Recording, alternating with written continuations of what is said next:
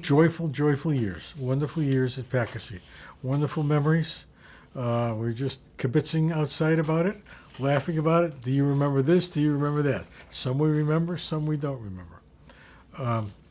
I took the liberty to make a few notes, if I can refer to them.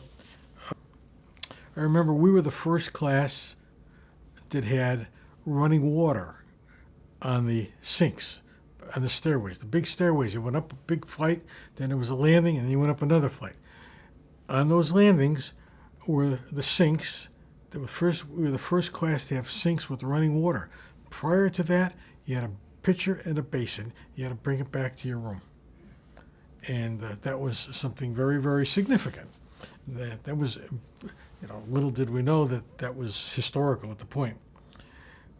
Packer Street is a very big building, obviously. The first floor, the prayer hall, was the location where the Baltimore Catechism was drafted by the American bishops. And that's always just stuck out in my mind. That talk about being in an historical place. Everybody in America at that point grew up with the Baltimore Catechism. There was no new catechetical materials at the time. I was on some of the rooms in the front of the building looked like bowling alleys. They were long and narrow. I was not in one of them. The fellow across from me was, and his room faced Packer Street, and I was in the room on the other side of the hall. And his father was a fireman from New York State someplace. And the father came down, they dropped him off, and they see where he's living. They look at the building. They look at the oil-treated floors. His father almost had a heart attack.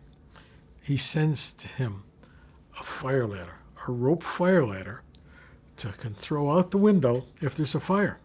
And he says, Tony, come on, you can come right across. You get right behind me. I says, don't worry, I will be behind you. But basically, there was a great danger of fire. The place was just an inferno. I remember the excitator used to go around in the morning, just waking people up. And he'd have a cue ball and a sock. And he'd go around and hit the doors. Bong, bong, bong. If you open the door, you get hit in the head. But if you look down all the doors, they all were heavily dented because they hit the door in the morning with a cue ball and a sock.